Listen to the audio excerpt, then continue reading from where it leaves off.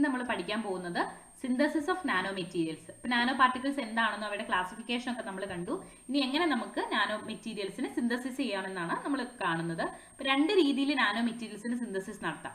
ഒന്ന് top down മെത്തേഡും മറ്റേത് bottom up method. Top down എന്ന് പറയുമ്പോൾ നമുക്കറിയാം, എന്തെങ്കിലും ഒരു മുകളിൽ നിന്ന് അല്ലെ ഒരു വലിയ സാധനത്തെ ചെറുതാക്കുക, ഡിസ്ട്രക്റ്റീവ് മെത്തേഡാണ് നമ്മുടെ ടോപ്പ് ഡൗൺ മെത്തേഡ്. അതായത് എന്തെങ്കിലും വലിയൊരു വസ്തു അല്ലെങ്കിൽ വലിയൊരു പാർട്ടിക്കിൾ ഉണ്ടായിരിക്കും, അതിനെ ചെറുതാക്കിയാണ് നമ്മൾ നാനോ പാർട്ടിക്കിൾസ് പ്രിപ്പയർ ചെയ്തെടുക്കുന്നത്. ആ മെത്തേഡാണ് ടോപ്പ് ഡൗൺ മെത്തേഡ് എന്ന് പറയുന്നത്. ഡിസ്ട്രക്റ്റീവ് മെത്തേഡ്സ് ഒക്കെയാണ്. സ്മോളർ മെറ്റീരിയൽസ് ആയിട്ട് നമ്മൾ മാറ്റുന്നു, which then transform into nanomaterials.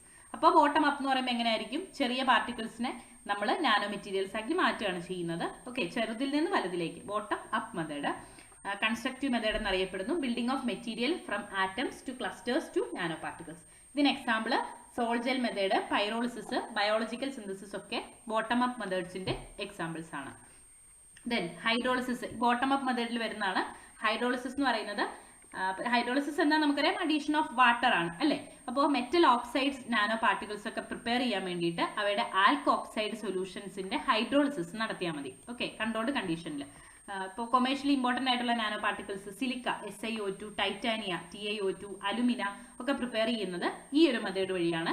അപ്പോൾ മെറ്റലിന്റെ ആൽക്ക് ഓക്സൈഡ് എടുക്കുന്നു, ഹൈഡ്രോളിസിസ് നടത്തുന്നു, അഡീഷൻ ഓഫ് വാട്ടർ ചെയ്യുന്നു. അപ്പൊ നമുക്ക് എന്ത് കിട്ടുന്നു, ആ മെറ്റലിന്റെ ആൽക്ക് ഓക്സൈഡ് സൊല്യൂഷൻ എടുക്കുന്നു, അതിൽ നമുക്ക് മെറ്റൽ ഓക്സൈഡ് പ്രിപ്പയർ ചെയ്യാൻ പറ്റുന്നു, metal oxide nano particles.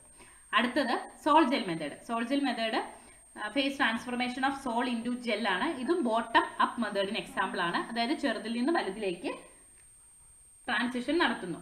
Soul is colloidal system of nanoparticles dispersed in a liquid. അപ്പോൾ സോളിഡ് ലിക്വിഡിൽ ഡിസ്പേഴ്സ് ചെയ്തിരിക്കുന്നതാണ് സോള്. അപ്പോൾ ജെൽ എന്തായിരിക്കും, ലിക്വിഡ് സോളിഡ് നാനോ പാർട്ടിക്കിൾസിൽ ഡിസ്പേഴ്സ് ചെയ്തിരിക്കുന്നതാണ് നമ്മുടെ ജെൽ, നാനോ പാർട്ടിക്കിളിലുള്ള ജെൽ. അപ്പോൾ ആക്ച്വലി സോൾ എന്ന് പറയുന്നത് എന്താണ്, സോളിഡ് ഡിസ്പേഴ്സ്ഡ് ഇൻ ലിക്വിഡും ജെൽ എന്ന് പറയുന്നത് ലിക്വിഡ് ഡിസ്പേഴ്സ്ഡ് ഇൻ സോളിഡും ആണ്. അപ്പോൾ സോൾ ജെൽ ട്രാൻസ്ഫോർമേഷൻ ആണ് ഇവിടെ നടക്കുന്നത്. അപ്പോൾ ആ ഒരു ഫേസ് ട്രാൻസ്ഫോർമേഷനൊപ്പം തന്നെ നമ്മൾ നാനോ പാർട്ടിക്കിൾ കൂടി പ്രിപ്പയർ ചെയ്തെടുക്കുകയാണ് ചെയ്യുന്നത്. അപ്പോൾ സോളില് പല ഇമ്പ്യൂരിറ്റീസും ഉണ്ടാവും. അപ്പോൾ ഈ ഇമ്പ്യൂരിറ്റീസിനെ റിമൂവ് ചെയ്യാൻ വേണ്ടി നമ്മൾ എന്ത് ചെയ്യും, അതിനെ ജെല്ലാക്കി മാറ്റും. pH അല്ലെങ്കിൽ അതർ ഫാക്ടേഴ്സ് ഒക്കെ ചേഞ്ച് ചെയ്താണ് നമ്മൾ സോളിനെ ജെല്ലാക്കി മാറ്റുന്നത്. So gel can be purified by filtration and washing with suitable solvents. Purified gel on drying gives solid nanoparticles. അപ്പോൾ ആദ്യം സോൾ ആണ് പ്രിപ്പയർ ചെയ്യുന്നത്, സോളിനെ ജെല്ലാക്കി മാറ്റുന്നു. കാരണം ഈ ജെല്ലിനെയാണ് പ്യൂരിഫൈ ചെയ്യാൻ എളുപ്പം. ഓക്കെ, അതിനുവേണ്ടി നമ്മൾ അതിനെ ജെല്ലാക്കി മാറ്റുന്നു. ദെൻ ജെല്ല് പ്യൂരിഫൈ ചെയ്യാൻ വേണ്ടി ഫിൽട്രേഷനോ വാഷിംഗ് വിത്ത് സ്യൂട്ടബിൾ സോൾവെന്റ്സ് ഒക്കെ നമുക്ക് യൂസ് ചെയ്യാൻ പറ്റും. For example aluminium oxide nano particles obtain ചെയ്യുന്നത് അലുമിനിയം ആൽക്കോക്സൈഡിന്റെ സോൾ ജെൽ ടെക്നിക്ക് വഴിയാണ്. അലുമിനിയം ആൽക്കോക്സൈഡിന്റെ ഹൈഡ്രോളിസിസ് നടത്തുന്നു, ദെൻ അലുമിനിയം ഹൈഡ്രോക്സൈഡ് ആവുന്നു. അങ്ങനെയാണ് നമ്മൾ അലുമിനിയം ആൽക്കോക്സൈഡിനെ അലുമിനിയം ഓക്സൈഡ് നാനോ പാർട്ടിക്കിൾസ് ആക്കി മാറ്റുന്നത്. ഓക്കെ, ഒരു സോൾ ജെൽ ട്രാൻസ്ഫോർമേഷൻ ആണ്. അതിന്റെ സ്റ്റെപ്പുകൾ, ഒന്ന് ഡിസോൾവ് പ്രിക്കസർ, ഒരു മോളിക്കുലർ പ്രിക്കസർ. ആദ്യം ഏറ്റവും ആദ്യത്തെ നമുക്കൊരു കോമ്പൗണ്ട് ഉണ്ടാവുമല്ലോ, ആ മോളിക്കുലർ പ്രിക്കസർ എടുക്കുക, മെറ്റൽ ആൽക്കോക്സൈഡ് ഒക്കെ എടുക്കുക, എന്നിട്ട് വാട്ടറോ ആൽക്കഹോൾ പോലുള്ള ഏതെങ്കിലും ഒരു സോൾവെന്റിൽ ഡിസോൾവ് ചെയ്യുക. അതാണ് dissolve precursor. Then hydrolysis, heat and stir solution to hydrolyse the precursor and start chemical reaction. അപ്പോൾ ആദ്യം ഹീറ്റ് ചെയ്യുക, സ്റ്റിർ ചെയ്യുക, ദെൻ ഹൈഡ്രോളൈസ് ചെയ്യുക, ദെൻ കെമിക്കൽ റിയാക്ഷൻ സ്റ്റാർട്ട് ചെയ്യുക. അടുത്തത് ന്യൂക്ലിയേഷൻ ആൻഡ് ഗ്രോത്ത് ആണ്. Particles grow due to condensation. Nucleation and growth, അവിടെ particles grow ചെയ്തുകൊണ്ടിരിക്കുന്നു, കണ്ടൻസ് ചെയ്യുന്നു. ദെൻ നമ്മൾ ജെല്ലിങ് ഏജന്റ് ആഡ് ചെയ്യുന്നു, അങ്ങനെ നമുക്ക് ജെല്ല് ഫോം ചെയ്യുന്നു. Then age, dry and densify. ആ ഉണ്ടാവുന്ന ജെല്ല് ഡ്രൈ ചെയ്ത് ഡെൻസിഫൈ ചെയ്യുന്നു. ഫൈനൽ സോൾ ജെല്ല് നമുക്ക് കിട്ടുന്നു. Last step calcine powder, dried gel and then calcinate. ഇത്രയാണ് നമ്മുടെ സോൾ ജെൽ മെത്തേഡിലെ നമ്മുടെ സ്റ്റെപ്പുകൾ. ഒന്ന് പ്രിക്കസർ ഡിസോൾവ് ചെയ്യുക, ഹൈഡ്രോളിസിസ് ചെയ്യുക, ദെൻ ന്യൂക്ലിയേഷൻ ആൻഡ് ഗ്രോത്ത് ഉണ്ടാവും. അതിനുശേഷം നമ്മൾ അതിനെ ജെല്ലാക്കി മാറ്റുകയാണ്, ജെല്ലിങ് ഏജന്റ് ആഡ് ചെയ്യുന്നു. ദെൻ അതിനെ ഡ്രൈ ചെയ്ത് കാൽസിനേഷൻ നടത്തുക എന്ന് പറഞ്ഞിട്ടുണ്ടെങ്കിൽ ഹീറ്റ് ചെയ്യുക, ഹീറ്റ് കൊടുത്ത് റോസ്റ്റ് ചെയ്യുകയാണ് ചെയ്യുന്നത്. പൗഡർ ചെയ്യുക, ഡ്രൈ ജെല്ലിനെ ഡ്രൈ ചെയ്യുക, ദെൻ കാൽസിനേഷൻ നടത്തുക. അപ്പൊ ഇതാണ് അതിന്റെ ആ ഒരു picture. Metal alkoxide with solvent ഉണ്ട്, ദെൻ സോള് ഫോം ചെയ്യുന്നു. ഹൈഡ്രോളിസിസ് ഒക്കെ കഴിയുമ്പോൾ സോള് ഫോം ചെയ്യുന്നു. ദെൻ ജെൽ ഫോം ചെയ്യാൻ വേണ്ടി നമ്മൾ ജെല്ലിങ് ഏജന്റ് ആഡ് ചെയ്യുന്നു. ഫൈനലി നാനോ പാർട്ടിക്കിൾസ് ഫോം ചെയ്യുന്നു. സോൾ ജെൽ ഫോം അല്ലെങ്കിൽ സോൾ ജെൽ മെത്തേഡാണ് പ്രിപ്പറേഷൻ ഓഫ് നാനോ പാർട്ടിക്കിൾസിന്റെ ഫസ്റ്റ് മെത്തേഡ്. അടുത്ത മെത്തേഡ് റിഡക്ഷൻ. റിഡക്ഷൻ എന്ന് പറയുമ്പോൾ നമുക്കറിയാം അഡീഷൻ ഓഫ് ഹൈഡ്രജൻ അല്ലെങ്കിൽ റിമൂവൽ ഓഫ് ഓക്സിജൻ ആണ് റിഡക്ഷൻ. അപ്പോൾ നമുക്ക് ഈ റിഡക്ഷൻ നടത്തുന്നത് സ്യൂട്ടബിൾ റെഡ്യൂസിങ് ഏജൻസി യൂസ് ചെയ്തിട്ട് നാനോ പാർട്ടിക്കിൾസിനെ പ്രിപ്പയർ ചെയ്തെടുക്കാൻ പറ്റും. ഇത് ഒരു ബോട്ടം അപ്പ് മെത്തേഡാണ്. ചെറിയ പാർട്ടിക്കിൾസിൽ നിന്ന് റിഡക്ഷൻ നടത്തി നാനോ പാർട്ടിക്കിൾസിനെ പ്രിപ്പയർ ചെയ്തെടുക്കുകയാണ് ഇവിടെ നമ്മൾ ചെയ്യുന്നത്. അപ്പോൾ ഒരു സ്യൂട്ടബിൾ ആയിട്ടുള്ള റെഡ്യൂസിങ് ഏജന്റ് നമ്മൾ യൂസ് ചെയ്യും. Okay, this method is considered a bottom-up approach because it produces metal atoms that assemble into nanostructures. ഇനി സ്റ്റെപ്പ് 1, മെറ്റൽ കണ്ടെയ്നിങ് സോൾട്ട് ഒരു സോൾവെന്റിൽ ഡിസോൾവ് ചെയ്യുക. ദെൻ അതിനെയാണ് നമ്മൾ പ്രിക്കസർ എന്ന് പറയുന്നത്.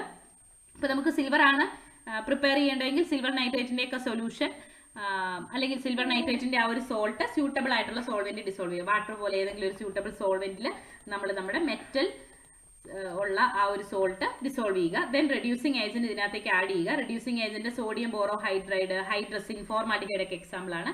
അപ്പോൾ നമ്മൾ ഇതിലേക്ക് നമ്മുടെ റെഡ്യൂസിങ് ഏജന്റ് സോഡിയം ബോറോഹൈഡ്രൈഡ് ഒക്കെ പോലുള്ള റെഡ്യൂസിങ് ഏജന്റ് ആഡ് ചെയ്യുന്നു. Then metal salt reduced to zero valent metal atoms. ഇപ്പോൾ സിൽവർ നൈട്രേറ്റ് ഒക്കെ ആണെങ്കിൽ Ag+ ആയിട്ടായിരിക്കും ഇരിക്കുക. അപ്പോൾ എന്ത് ചെയ്യും, ആ metal salt zero valent atom ആയിട്ട് റെഡ്യൂസ് ചെയ്യും. ഇപ്പോൾ സിൽവർ ആണെങ്കിൽ Ag+ ആണ് നമ്മുടെ സൊല്യൂഷൻ ഉള്ളതെങ്കിൽ അതിനെ റിഡക്ഷൻ നടത്തി കഴിയുമ്പോൾ സംഭവിക്കും, ഇലക്ട്രോൺ കിട്ടി അതിനെ സീറോ വാലന്റ് മെറ്റൽ ആക്കി മാറ്റും. Ag0 ആയിട്ട് കൺവേർട്ട് ചെയ്യും, അല്ലെങ്കിൽ മെറ്റൽ ആറ്റം ആയിട്ട് കൺവേർട്ട് ചെയ്യുന്നു. Metal atoms diffuse and meet with other metal atoms, ions and clusters. അപ്പോൾ Ag0 ഉണ്ടായി കഴിഞ്ഞാൽ അല്ലെങ്കിൽ ഏതെങ്കിലും മെറ്റൽ ആറ്റം ഉണ്ടായി കഴിഞ്ഞാൽ അവർ ഡിഫ്യൂസ് ചെയ്ത് മറ്റ് മെറ്റൽ ആറ്റംസുമായിട്ട് കൂടി ചേരുന്നു, ക്ലസ്റ്റർ ആയിട്ട് ഫോം ചെയ്യുന്നു. ദെൻ ക്രിട്ടിക്കൽ ന്യൂക്ലിയർ ഫോം ചെയ്യുന്നു. ദെൻ വീണ്ടും ആ ഒരു ഡിസൊല്യൂഷൻ തടയാൻ പാകത്തിനുള്ള ഒരു സ്റ്റേബിൾ ആയിട്ടായിരിക്കും അവർ ഫോം ചെയ്യുന്നത്. ദെൻ ന്യൂക്ലിയർ ഗ്രോ ചെയ്യുന്നു, നാനോ പാർട്ടിക്കിൾസ് ആയിട്ട് ഫോം ചെയ്യുന്നു. ഓക്കെ, അപ്പോൾ എന്താ ചെയ്യുക, സ്യൂട്ടബിൾ പ്രിക്കസർ നമ്മൾ ഏതെങ്കിലും മെറ്റലാണെങ്കിൽ മെറ്റലിന്റെ സോൾട്ട് സ്യൂട്ടബിൾ സൊല്യൂഷനിൽ നമ്മൾ ഡിസോൾവ് ചെയ്യുന്നു. അതിനകത്തേക്ക് റെഡ്യൂസിങ് ഏജന്റ് ആഡ് ചെയ്യുന്നു. മെറ്റൽ +2 +3 ഒക്കെ റിഡക്ഷൻ ആ ഒരു ഓക്സിഡേഷൻ സ്റ്റേറ്റിലായിരിക്കും നമ്മുടെ മെറ്റൽ സൊല്യൂഷനകത്തുള്ളത്. ആ മെറ്റലിനെ റെഡ്യൂസിങ് ഏജന്റ് യൂസ് ചെയ്ത് മെറ്റൽ ആറ്റമായിട്ട് മാറ്റുന്നു, അതായത് സീറോ ഓക്സിഡേഷൻ സ്റ്റേറ്റിലുള്ള ആറ്റമായിട്ട് മാറ്റുന്നു. ഈ ആറ്റംസ് പലതുണ്ടാവുമല്ലോ റിഡക്ഷൻ നടന്ന്, ഈ ആറ്റംസ് കമ്പൈൻ ചെയ്ത് ക്ലസ്റ്റർ ഫോം ചെയ്യുന്നു. ദെൻ അവ നാനോ പാർട്ടിക്കിൾസ് ആയിട്ട് മാറുന്നു. ഇതാണ് അതിൻ്റെ ഒരു metal salt, stabilising agent, reducing agent ഒക്കെ ഉണ്ട്. Then metal nano particles form ചെയ്യുന്നു. ഓക്കെ, ഇതാണ് synthesis of nano particles. 2 methods ആണുള്ളത്, സോൾജൽ മെത്തേഡും റിഡക്ഷനും. രണ്ടും ബോട്ടം അപ്പ് മെത്തേഡിന് എക്സാമ്പിൾ ആണ്. അതുപോലെ തന്നെ ടോപ്പ് ഡൗൺ മെത്തേഡ് കൊണ്ട് വലിയ പാർട്ടിക്കിൾസിനെ നമ്മൾ ഡിസ്ട്രക്ട് ചെയ്ത് ചെറിയ നാനോ പാർട്ടിക്കിൾസ് ആയിട്ട് മാറ്റുന്നതാണ് ഡിസ്ട്രക്ഷൻ മെത്തേഡ് അല്ലെങ്കിൽ ടോപ്പ് ഡൗൺ മെത്തേഡ്. ഇനി നാനോ പാർട്ടിക്കിൾസിന്റെ ആപ്ലിക്കേഷൻസ് ആണ്. സെമി കണ്ടക്ടേഴ്സ് ഒക്കെ വിൻഡോ ലെയറിൽ, സോളാർ സെല്ലുകളിലൊക്കെ നമ്മൾ ഈ semi conductors, nano structured semi conductors use ചെയ്യാറുണ്ട്.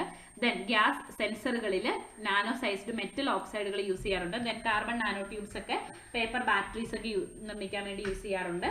Then mixture of carbon nanotube and fullerene is used for making solar cells.